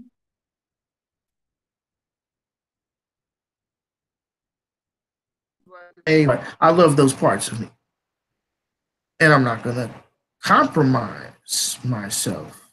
And she was completely cool with it. Like, oh, well, we're just starting to figure each other out. So these things are gonna come up. Okay. That's true. Well, damn, how come it always can't be that simple? Depends on the woman. Depends on the woman. Some women make stuff harder than what it's going to be. She ain't no St. Louis woman. She ain't. She a down south. Yes, she's one of them down. She from Ship. That's what they call it down there, from the Ship. Right. But I mean, it's Seem like y'all copacetic so far. Oh yeah, man, we really good. Man. Like we really good. Like I was saying to her, like, because I'm transparent to the core. Like, ask me whatever you want to, I'll answer to the best of my ability. So I was telling her like the difference in feeling, because like when you're going through relationships, think less, feel more. It'll work out much better for you. Mm-hmm. Especially with females. Females always in their feelings, especially when it comes to that relationship shit. So that's why you gotta approach them. Leave with your feelings. Then you gotta put some other shit in there. Feelings get you. So anyways, I was like, you know what? They feel like, of course, they're two totally different women, two totally different scenarios. I'm in two totally different places in life at two totally different separate points in history. But the thing is, my relationship with Kim felt more like a tempest, like a tornado. Like it went hard, fast, did its damage, and then left. And then that was it. Just, oh, hey, there's all these broken body parts and damage in my wake. See you later, tornado over. And that's how our relationship ended up. And me and her's relationship, even though, man, that was a good 2 months. That was a good 2-3 months me and her was together. After that, shit. None of our goings back and forth were ever shit after that. So, but I was like, see, this situation here feels more like a summer breeze. It's hot outside, the air's a little stale, it's a little stiff. It's a little, it's like stale air, like you don't feel like no wind moving. And then, just when you think it becomes unbearable, like a cool summer breeze just kind of flows by. even you out, just like you can sit under a tree and take a nap type of breeze. That's fair. So I was like, that's what I feel. Make me think of that song. Summer breeze makes me feel fine. Going through the jasmine in my mind. Oh, in my mind. Looking out the window. Right. Friday night. I know that song very well. I don't know all the words to it. I know all the melodies and shit. I listen to that all the time. I listen to old school all the time. Like people be like, "Damn, nigga, what you listen to all that R&B and old school, nigga? What you in your feelings?" Like, no, I just like the music. But I'm weird. I can go from Jeezy to Isley Brothers to Big Crit to Rakim and put on some Atlantic Star. I don't really have necessarily a preference. Like I could just listen to whatever, whenever, when I get the feeling. I don't know if anybody else is like that.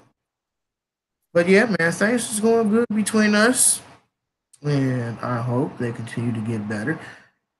And I will say, that's what I was trying to tell you yesterday, nigga. And while we here, we might as well discuss it live on there. So, there's the distance gap between us, right? Most would consider a long distance relationship. Now, you know where I stand.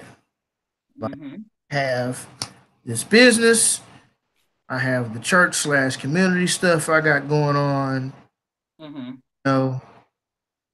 I'm already anchored. I can't move. We had this discussion about Kim some podcasts ago. Same. This is what I got going on. I can't leave. So it was a bit of a heated topic, sorta. It was some little tension there because, like, well, what makes you think that, like I should just pack up and just like leave?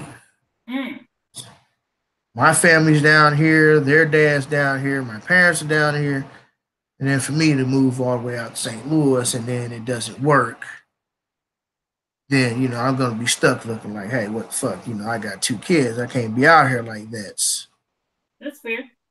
And it was my stuff too. I'm like, well, first of all, she's like, well, if that was a big deal, because I just like, well, why can't you move down here? Are you scared to move down here? I'm like, no. It's just that I can't. What I have going on here is just way too important. So why should I move if it was ever going to be that? I'm like, well, you just got to buy into a vision. I was like, I don't know. I'm like, you just got to buy into a vision that's bigger than yours. Well, does she feel the same way that what she has going on down there may be too important for her to leave? Right. And it's like I told her, because of course we're still in the beginning stages of getting to know each other, right? So I told her, I said, okay, let me tell you what type of dude I am. I said, let me tell you a story. One time, I was in a situation with a woman named Kim. She had one little baby. And she lived in the house with her best friend. You ignorant. Real though. That ain't as long as what that nigga Charlemagne did, though. It ain't as long as what the nigga Charlemagne did. Then we'll get back to my story. So, your girl Nikki was going in on DJ, one of the DJs from New York. Master Flex? No, it wasn't. Yeah, and on DJ Flex. Self. DJ Self. Yeah, DJ Self. That's for whatever reason she was going after DJ Self. I don't know why. Do you know why, Becky? Well, whatever reason, her and DJ, what's his name? Self. Anyways, they had some sort of smoke or whatever. She got mad. She said some disparaging things. Okay, so Nicki's album debuted at number 2 on Hot Billboard 100 charts. Yes, it did. Under Travis Scott. Yes, it did. Who debuted at number 1 with his album. Mm-hmm. Nicki got mad and was basically like, well, he don't deserve to be number 1. We all know, because I think he posted up something and she was like, well, the real numbers don't come out until Sunday. And I think Saturday night and Sunday, same result. And like, I was like, okay, so now y'all, I mean, people still gonna support her, but y'all starting to see her true colors of who Nicki Minaj really is. And then Charlamagne kindly pointed out, like, hey, that was your last album, Pink Print, was number 2 at its peak as well. And he's like, I think this is a much better album. Personally, for me, I think this is a better album. He was like, I would prefer Nicki to expand and kind of stop doing the same sound over and over again. He was like, but musically, I think it was much better than Pink Print. Said, basically, hey, you still a winner. This, that, and the third. So this nigga took the high road all the way on up to the end. So he's like, hey, number 2 is still a winner. You still a winner. Be happy. And if you want your shit, basically, like, if you want your album to be number 1, you got to go out and tell all your Barb fans to go buy it so you can become number 1. He gave her Donkey of the Day. And he's like, have Remy Ma give Nicki Minaj the big Petty. Hee-haw, you stupid motherfucker. Are you dumb? That nigga Charlamagne is stupid. He's so petty for that. Because, he got, like, different Donkey of the Day drops. He got, like, the Hamiltons. He got... That nigga say, have Remy Ma give Nicki Minaj the biggest hee-haw, please. Yeah, he petty. That's why Angela Yee was laughing so hard, because she know he petty. You are the donkey. Them niggas be getting into it too, don't they? Donkey of the day. Yeah, he know he wrong for that. I could have put up respect on. Love the Hamiltons, nigga. Them niggas sing about anything. I know they had a whole YouTube video singing lullabies to babies. I didn't even watch it, but the Hamiltons kind of remind me of that old group from back in the day who sang about beans and cornbread. And that's the whole song. Beans and cornbread had fight. Beans and cornbread had fight. Beans and cornbread had fight. I'll get ready for a fight. Beans. Them niggas made a song about beans and cornbread. I think that's like the Hamiltons. You need to make a song or sing about anything, and it's gonna be. But anyways, back to what I was talking about. Side musical note. Back to what I was talking about.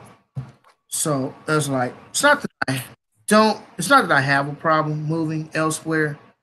It's just the fact that I already have roots established here. And for me to pick up and leave, I believe would be detrimental. For not only me, but also the cause that's greater. Right? So I was like, let me tell you a story about me and Kim. So I told you, because I had told her that me and Kim was going to get a place together. I didn't give her all the ins and outs, but just during conversation, more and more details about certain scenarios get revealed based on the conversation. Not that I'm withholding, it's just not pertinent to the conversation. So I basically ran down the whole game plan to her. Like, look, I was facing eviction. She was living about 2 hours south of here, which doesn't really count as long distance per se. That's really nothing to get down to Sykeston, New Madrid. I was like, so, like I told you before, I told her, I said, I always have a plan. And this plan is for me to be successful long term, future. So this plan is to help me. I can work you into my plan. I can find a space for you. I can give you a job. And we can work this plan together. But if you don't want to do that, that's cool. The plan's still going to go on without you. Right? Mm-hmm. So I was like, so I ran the plan down to her. Okay, you get your school money. If that car is nice and it runs good and all of that other stuff, it passed emissions inspection, buy it for 600. And then take all the stuff you and your daughter have that you can fit in the car, put in the car, come to St. Louis. That was her job. I was like, hey, give me money that I need for this apartment. I'll have money because I'll be stacking on my end. And then whatever money that we acquire for the apartment, I'm going to have you get that to me. I'll get the apartment. I will furnish it. Everything ready to go. Now, I said, this is the way I played this. I figured out what it was that she wanted in an apartment. What are you looking for? You look for a safe place to play for your daughter. You look for something that's close to a park. Okay, cool. What else do you want? Oh, I want this. I want this. I want this. Okay, nothing major. Simple stuff that most mothers kind of look for. When they look for an apartment. Cool. I'm like, okay, I got to be closer. I got to be close to a grocery store, a couple of fast food places, and the highway. I won't be no more than about 10 minutes from the highway. So, ran it down, looked at apartments, floor plans, everything. Okay, I like this, I like this, I like this, I like this. When I narrowed it down, I'm working this program. When I narrowed it down to like 2 different apartments, I think it was like 3, based off of our price range of like $650.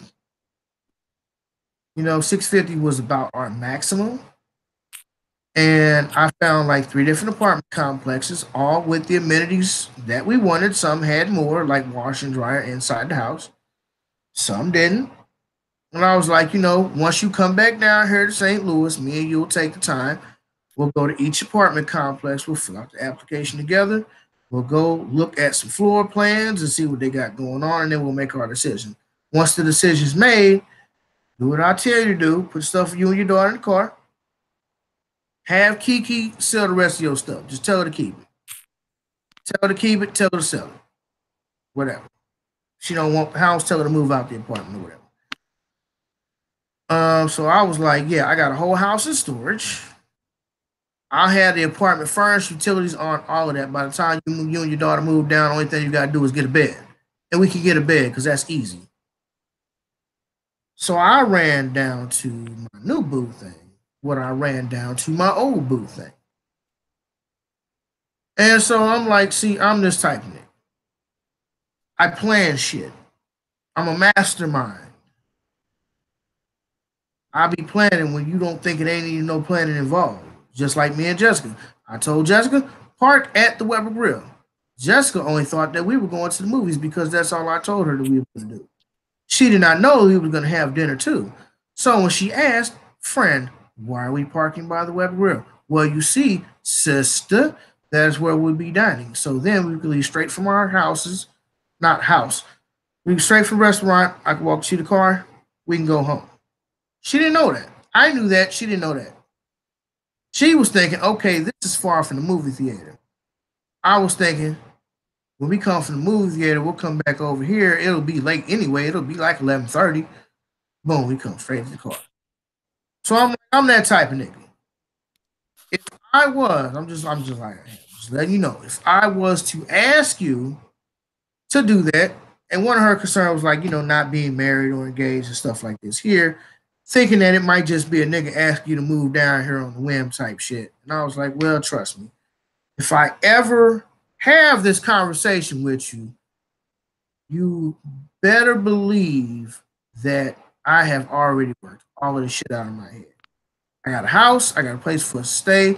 I got enough money and or income to hold you and your 2 kids down until you find a job. Now, I was like, and see, there's another thing. It's not like if we had this conversation that you're going to be moving immediately. There's preparations got to be done. You got to figure out, okay, where your children are going to go to school at, what type of jobs, you need to start looking for some jobs before you get down here. See what I'm saying? So you could be prepared to kind of hit your ground running. Like, I hold you down, but it's stuff that you would have to do before then. It's just like you get engaged to somebody, your wedding's usually not for another year or two. Because you want to take time to plan your wedding.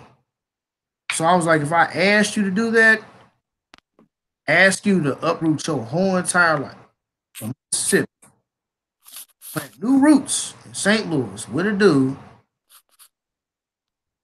away from your whole family, I said you have to understand, I done planned shit out so far that if I haven't already proposed to you, it'd be coming up very soon. It's just all about the when, where, and the how. The why is already there. The why is you, but the when, the where, and the how. So then after I kind of explained it to her like that, she was like, well, if, and of course I'm like, look, of course all this is hypothetical. We don't know what the future holds, but just take it day by day, step by step. We cool. Ain't no need to rush. We ain't going nowhere. I ain't. You ain't. We cool. So after that, she was like, well, you know what? If it was somebody that I really love and I want to spend the rest of my life with, hell yeah, I would. So I was like, cool. That's all I needed to hear. That's it. Not so close-minded. I like that. That's amazing. Amazing. Maybe it's just the St. Louis women, Rebecca. Might just be the St. Louis women who like super close-minded. Because, yeah, it's not like she didn't have concerns, you did what I'm saying. But once I laid it out there like that, it's like, okay, well, yeah. If I really love the dude, yeah, I'd make the move. I was like, that'd be down the line anyways. What do you think about that, Becky? Speak to that. Hello, Rebecca? Becky? Hello, Becky? I'm here. Yes. Hello, how you doing there, buddy? I'm fine, nigga. I'm here. You was typing them long-ass messages, huh, nigga? No, people just sending me emails, all kind of dumb stuff. So, I think in regards to your situation as far as the whole moving thing, like, I just say it'll work itself out. Yeah, it will. But again, y'all just starting out dating and stuff like that, so everything can happen the way it should. But you gotta see, these are the questions that you need to ask. True. I'm not saying that she's gonna move with me. I'm not saying that we're gonna get to that place. However, I have to gauge how deep the water is before I jump in this shit. God damn it. That's true. It's got to be a conversation of, or you just totally adamant, like, I'm not moving at all. Right. You know what I mean? If you're like, no, I'm not moving, I would just be like, you know what? I can't be mad at you, but it's just best we just be friends. Not like fucking be friends, but just friends. Friends. If you just so against the idea, like, no, I'm not moving. I wouldn't do nothing. I can't do nothing. Respect it, I'm like, okay. But like I told her, I said, look, me and you, we get along good. We work. We fit like cogs in the clock, pieces in a puzzle. Like, we don't have. It's just there. Too many times you try to cultivate relationships with people that you really don't have that spark with. Like, you kind of cool, but then it's like, I don't know if I can really fuck with this person the long way. type of deal. So it's just the fact that your willingness to think about it, to have an open mind, and not a flat out no. But I was like, hey, what we got going on, I don't do long distance relationships. Because her thing was like, okay, if you feel so strongly about it, why don't you find your woman in St. Louis? I was like, well, I have been looking for a woman, not necessarily in St. Louis per se, but I have been looking for a woman. And I said, like I said, I don't do long distance relationship. It just so happens that me and you hit it off. And then like you only 7 hours away, 6 hours the way I drive. And that's not even that bad of a drive. I could do that easy. So, but I said, but I would be a fool if I did not cultivate this relationship. It might not end well. We might not never get married or get engaged. But I'd be a fool not to cultivate this relationship given the chemistry that me and you have. Why I pursue it. Some things are worth walking on thin ice for. Sometimes thin ice is really thin, and sometimes thin ice will hold you up. Never know. It really just depends on the spot you hit. Some spots are thicker than others on the ice. Some spots are thin, some spots are thick. You're going to fall through a couple thin spots. You just got to keep going, my nigga. That's the way I look at it. On the relationship advice side of the game. That's fair. Especially when you grown and you got money, like, that's what. For me, probably $100, $150 in gas, maybe, and then maybe another 100, 150 in just expenses, eating or whatever. $300 for a couple days. I don't think that's so bad. And that's just guesstimating. $300 going out of Mississippi. But then I was like, okay, what are some of the things you like to do? Like zoos, I like amusement parks. Boom. Okay, cool. When you come down here, we go to St. Louis Zoo. And we'll go to Six Flags over Mid-America. Shout out to Six Flags St. Louis. Ain't been to that mother. Helps. Simple. Simple stuff. But anyways, that's all I got to say, Rebecca. I'm all out of words. It's hot in my apartment. You say you had what? My compressor on my air conditioning went out. Now I'm sweating like Ray Lewis. I'm just glad I ain't heard nothing about that brother recently. Oh no, you won't hear nothing from Ray for a while. He done fell. He got his jacket. He happy. You ain't heard nothing about it. You might see him on Undisputed talking with Shannon, but other than that, nah, you probably won't hear from him a while. I finally got my gold jacket. Satisfied.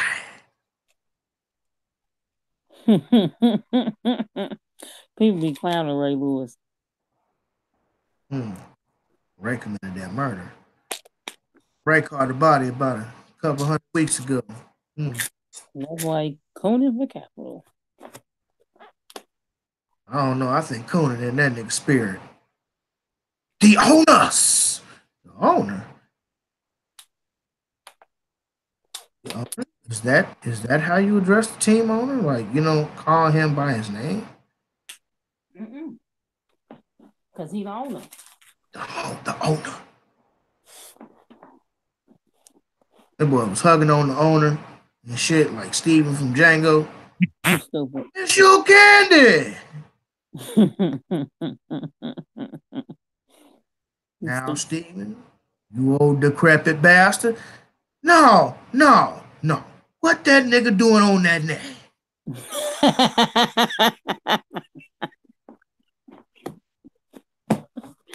Oh my God. That nigga say he's a one-eyed Charlie like you. That nigga, no. No, he played the best. Oh, that's terrible. He played the best coon I ever seen in my life, yo. Hands down, played the best coon. Mm-hmm. Nigga played coon of a century, bro. Mm-mm-mm. And it was crazy. A lot of people was mad at Quentin Tarantino for making that movie. But nobody wasn't all that mad at Samuel L. Jackson for playing the coon. And it's terrible because niggas was like Leonardo DiCaprio was the best looking slave owner they ever seen. Like that movie was so controversial, dude. Like, oh my, I will say the part that I could not watch was when the two slaves was fighting to the death.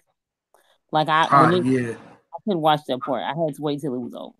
But it was hilarious. I hate to say that, man. That movie was hilarious. Uh-huh. Uh-huh. Interesting. Yeah. I love the Django. Oh, that movie was hilarious. Oh, sweet. I'm almost done with the podcast. I'm gonna call you in a minute. Mm-hmm.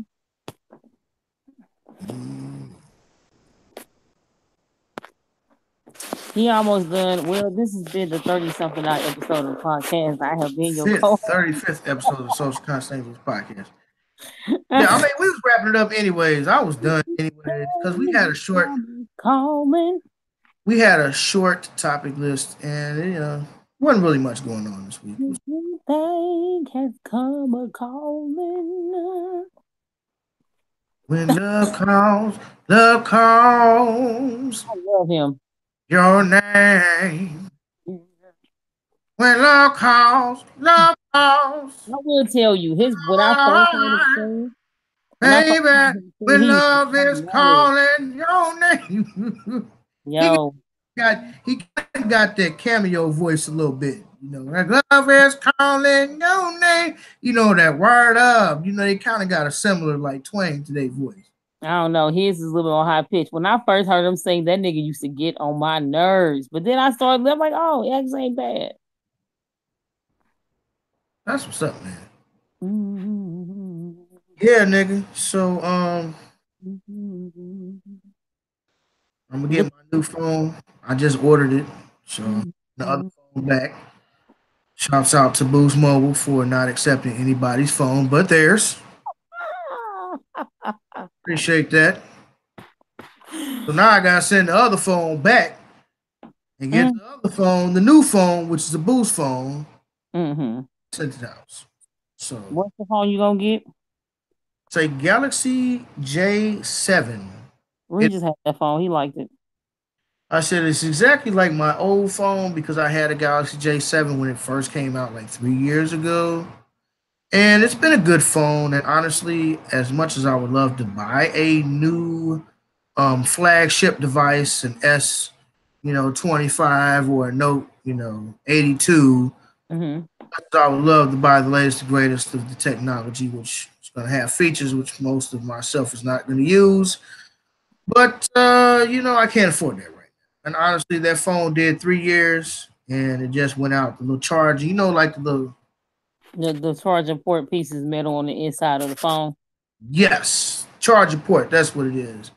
Your charger port get loose. That's when niggas start wrapping the cord around their phone and shit.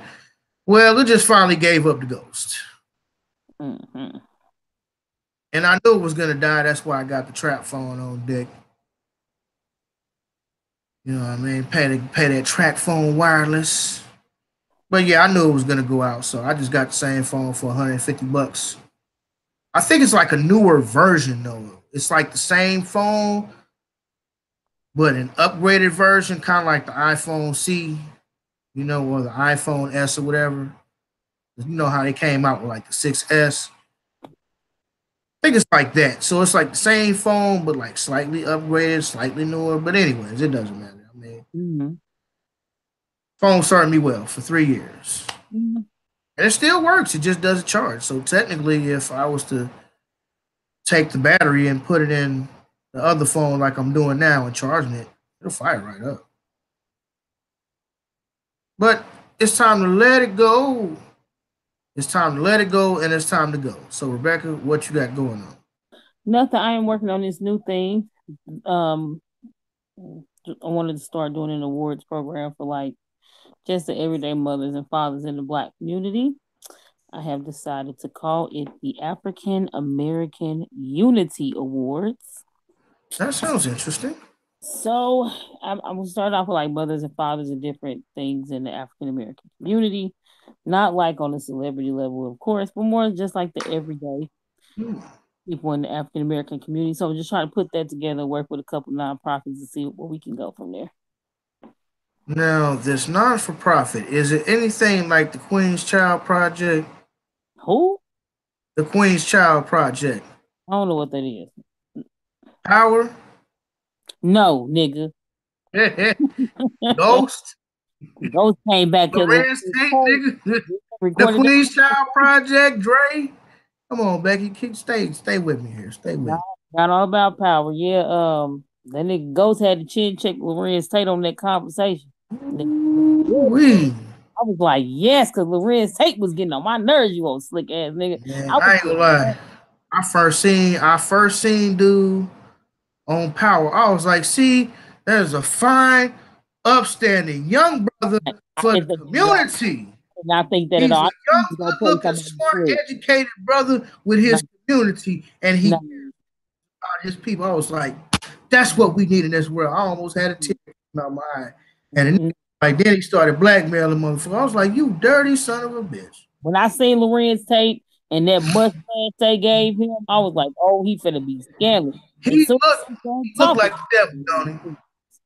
Man. If the devil was black, that'd be Lorenz Tate. Man.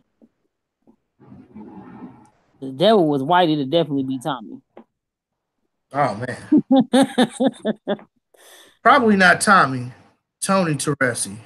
Okay, yeah, that's fair. Because Tony Teresi don't have no love for it. He ain't no loyalty. Except for his wife. He ain't even got love for her because he had a whole side baby, which was Tommy. Mm-hmm. And he's snitching. Oh, he trying to give up his own son to save his butt. Crazy, but he acting like his wife ain't know. Like, come on, bro. You know your wife know.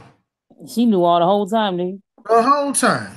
And then like, your wife know. Your wife know. It's just like, I be in the stores, right? Every woman coming to the store say the same thing. Mm-hmm. I only came into the store to buy 1 or 2 items. Every woman. Even my mom used to say that all the time. I only came into the store to get a few things, but I ended up getting a whole cart full of stuff. That's what women do. It's like they go to Walmart. Nigga, they gonna get you some socks, some drawers, and some t-shirts because they know you need that shit. That's what good women do, nigga. Right? Right. But anyways, enough about that. I'm King David. I'm your host. You can reach me at The Overweight Lover on IG. That's the letter D, OVR, WIGHT, on Instagram. You can follow me on Facebook, David Landrum. It'll be King David. And C's. And Moore Lawns St. Louis, MOOR, Lawns St. Louis, all one word on IG. That is my business page. And thanks for watching. Thanks for listening. Hit the like button, subscribe. Holler at us down below, share the down below section side of the game. If you got any questions, comments, concerns that you would like us to address, address them for you. We are the Obamacare podcast. It was good for some people, but it was shitty to others, and that's exactly what we are. We good for some, but we terrible to others, goddamn it, because can't everybody handle the truths that me and Rebecca be speaking about. So that is why we are called the Obamacare podcast, because Obamacare was good for some people, and for other people, it absolutely ruined them. Yes, it did. So, that being said, my Goku shirt, side of the game. I'll holler at you guys next week. Peace.